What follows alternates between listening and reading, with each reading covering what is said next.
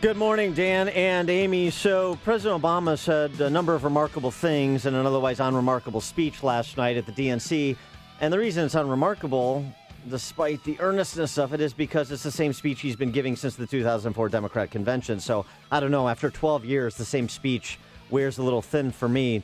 But he actually mentioned Donald Trump by name for the first time ever. Well, right. And one of the fascinating descriptions, I mean, just incredible descriptions he made of Donald Trump seemed to me to be just perhaps a little bit of projecting.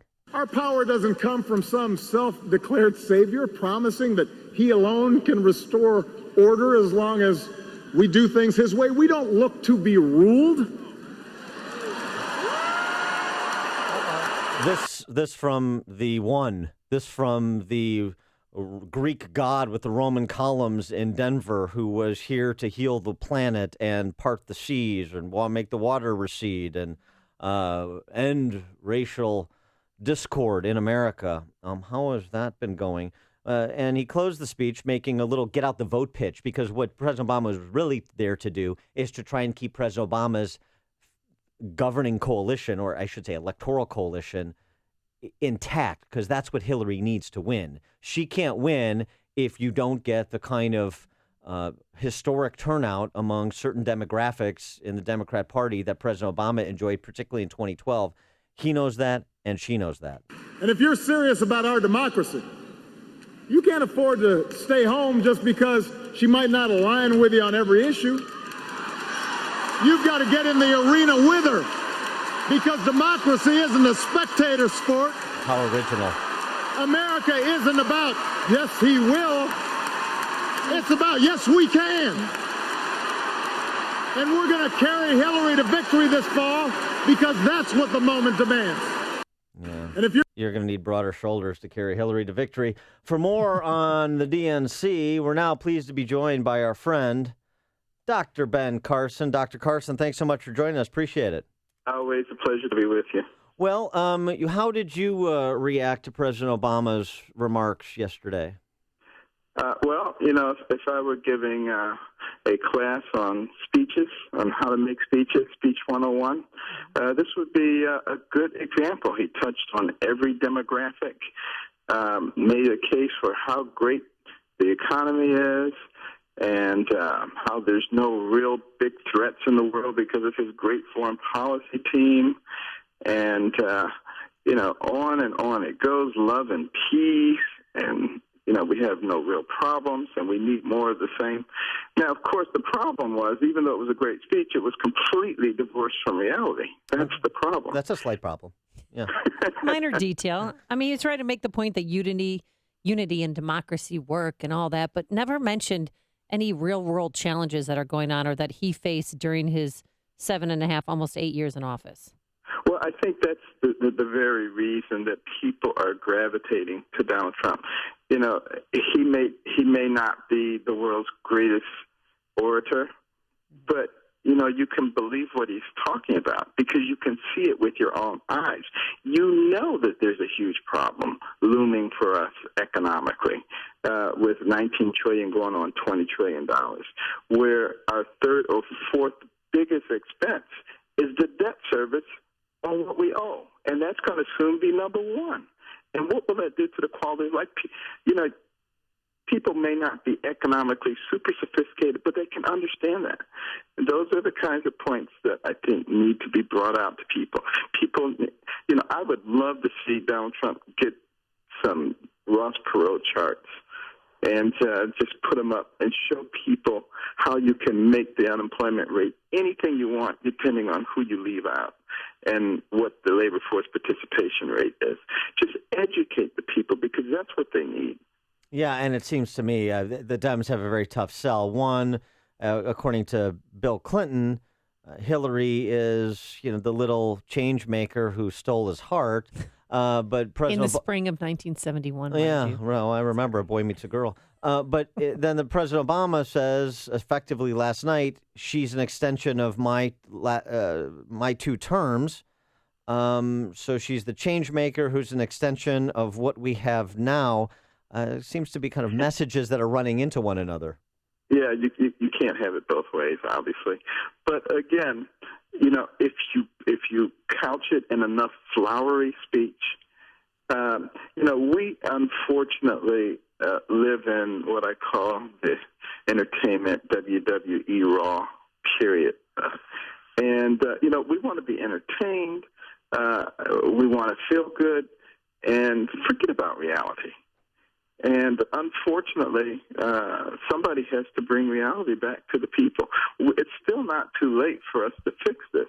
But if we continue toward the edge of the cliff and we don't make a correction, believe me, we're going off, just like many other pinnacle nations did before us, because they had people like we have who were saying, oh, no problem, don't worry about it, we'll be fine, sit down in your seat and enjoy your pina colada. No. We need to make a course change. And it's tough to get people to read Follow the Roman Empire, so you got to present it in a little bit more entertaining fashion. You're right. And I wonder, just thinking about that, your experience running for president all the way up until to your speech last Tuesday night at the RNC, which was good and provided a different angle of incidence for those listening. I thought it was effective, talking about kind of the philosophical foundations, the Alinskyite foundations of Hillary Clinton and the modern progressive left. I thought that was powerful. But some perspective on everything that you've experienced over the last year right through the RNC. Well, the main perspective that I would share is the level of corruption that exists in our political system. And I'm talking in both parties. I think it's more corrupt on the left, and the email situation has exposed the level of corruption and control there. And yet, it's being swept under the rug. And it was there for the Republicans as well, but it wasn't powerful enough to overcome the will of the people. That's the difference. And this is something that we really need to change, because if we continue to accept it, it just gets worse. Now, Dr. Ben Carson, were you? What was your reaction when you found out you were not going to be Donald Trump's running mate? Well, I never wanted to be. I made that very clear to him early on. So your reaction was happiness. Yeah. Yes. So you do react. But you hope maybe Department of Health, Human Health and Services, maybe a cabinet position, or you? Well, first of all, let me just, back to the vice president thing. Uh-huh. You'll notice as I was rising in the polls, and when I actually hit front runner status, the left went nuts. They went crazy, and they start coming up with all kinds of crap. And I have no doubt that would have happened again. And this election is much too important for that kind of distraction. I will continue to help. I don't think you necessarily need to be inside the government to do that. I'm working on a number of initiatives right now. Just like we worked on the thing with evangelicals, we're working with other groups now, getting them together with Donald Trump, getting rid of some of the many misperceptions. I met with a group of physicians and healthcare providers from across the nation last week in Delaware, working on a real alternative that will be something that people will want, not something that you have to force on people. So, and I'll continue to work. My job and my calling, I feel, is to try to help save our nation. I don't care about a position or a title. One little bit of internal party housekeeping business, going back to the RNC. Donald Trump, as you mentioned when you were rising the polls, Donald Trump put you in his sights and said some things about you that I think weren't particularly fair or thoughtful or accurate. And you got past that to be an early supporter of Trump after you left the race. Ted Cruz, not so much. And I wonder your thoughts on Ted Cruz and also some of the other never Trumpers within the Republican Party that are Sure. still holdouts. Sure. Well, if it were about me, I guess I couldn't get over it. But it's not about me. It's about our country. It's about, our children and our grandchildren. And, a lot of the never Trumpers, they don't like the fact that he doesn't, bow at their throne and lick their boots and do what they think should be done. And they just can't get over that because that's what people have done in the past. I think we just forget about them and move forward. And I think, you look at the crowds that Donald Trump is attracting. And when I'm out about in public and in the comments that I hear, I think the American people are waking up. And again, that's what Thomas Jefferson said. He said we would get to this point, but the people would wake up just in time. I believe they're waking up. Well, when you are out there stumping for Trump, what's the value proposition you present? How do you crystallize the choice for voters between Trump and Hillary? I talk about the fact that one person is talking about the things that made us into a great nation. That's Donald Trump, about creating the right kind of environment that it actually encourages entrepreneurial risk-taking and capital investment, and has ideals on how we use capital, like the $2+ trillion overseas, to fix our infrastructure and, to create jobs for people in empowerment zones.